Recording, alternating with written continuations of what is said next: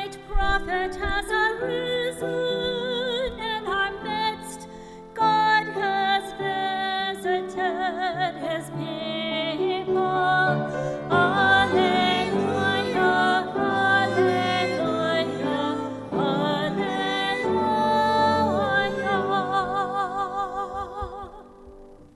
The Lord be with you. And with your spirit. A reading from the Holy Gospel according to John. Glory to you, O Lord. Jesus went across the Sea of Galilee. A large crowd followed him because they saw the signs he was performing on the sick. Jesus went up on the mountain, and there he sat down with his disciples. The Jewish feast of Passover was near. When Jesus raised his eyes and saw that a large crowd was coming to him, he said to Philip, "Where can we buy enough food for them to eat?" He said this to test him, because he himself knew what he was going to do. Philip answered him, 200 days' wages worth of food would not be enough for each of them to have a little. One of his disciples, Andrew, the brother of Simon Peter, said to him, "There is a boy here who has 5 barley loaves and 2 fish. But what good are these for so many?" Jesus said, "Have the people recline." Now there was a great deal of grass in that place, so the men reclined, about 5,000 in number. Then Jesus took the loaves, gave thanks, and distributed them to those who were reclining, and also as much of the fish as they wanted. When they had had their fill, he said to his disciples, "Gather the fragments left over, so that nothing will be wasted." So they collected them and filled 12 wicker baskets with fragments from the 5 barley loaves that had been more than they could eat.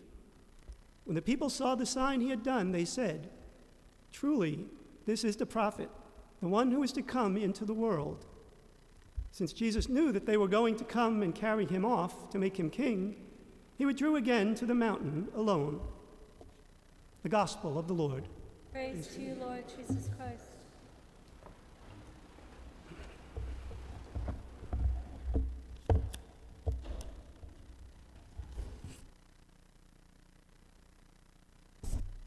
I had a little trouble sleeping the other night, so I put on the TV to watch a movie and hopefully fall asleep.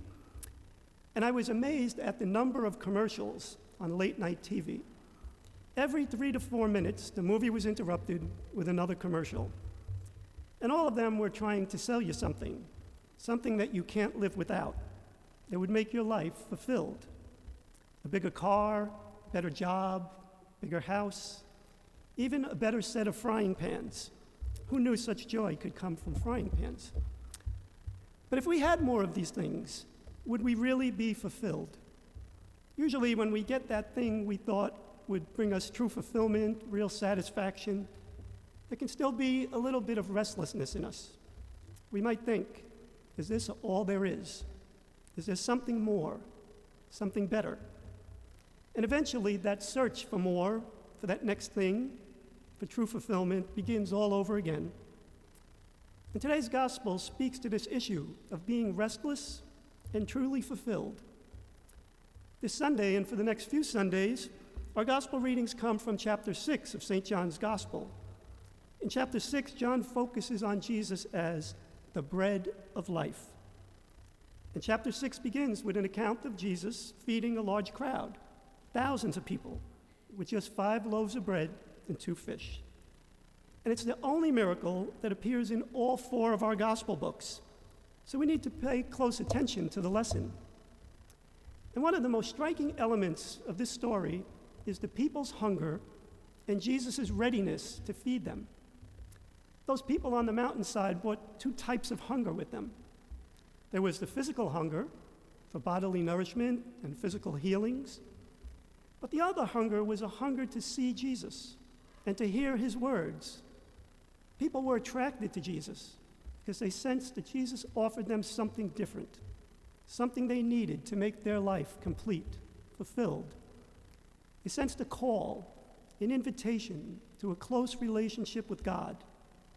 You might say they had a spiritual hunger, and Jesus satisfied both types of hunger that day.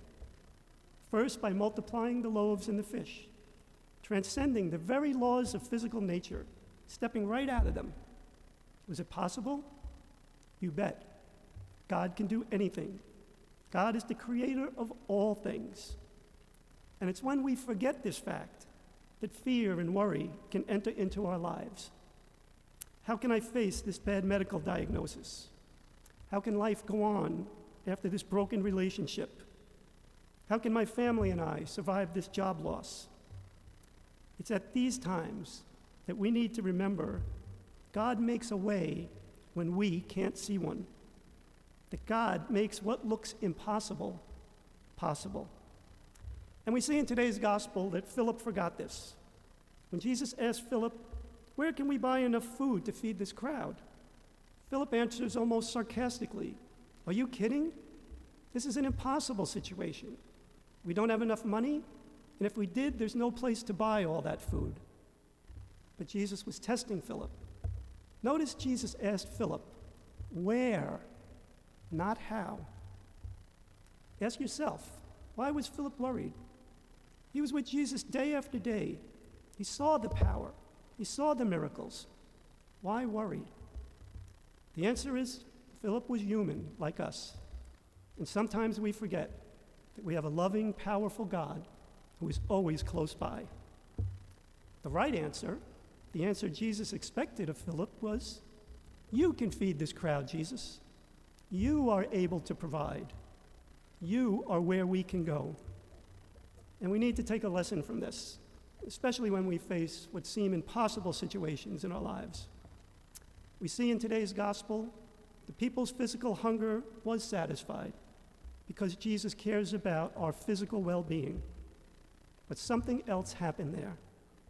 Those people came with a spiritual hunger, and through this very miracle, Jesus revealed he was the promised Messiah. He would provide fulfillment.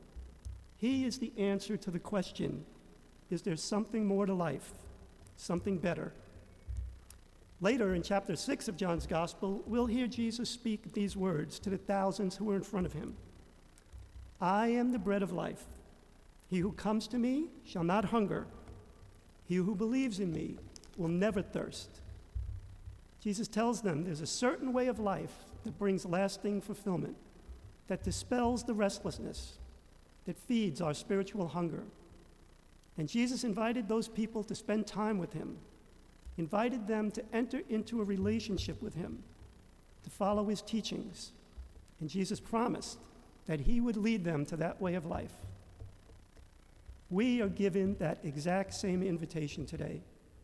Jesus invites us to live a fulfilled life by letting him feed us, physically and spiritually.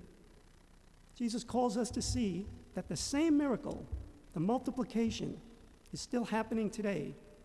He knows our physical needs, and he's waiting to feed us. He told us to pray, "Give us this day our daily bread." Ask for things. Ask for the basics: food, shelter, health, love of others. Ask for it daily, and it'll be given daily, because he knows our physical needs.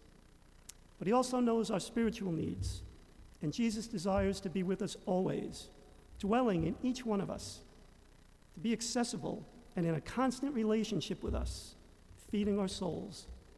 So he does this wonderful thing.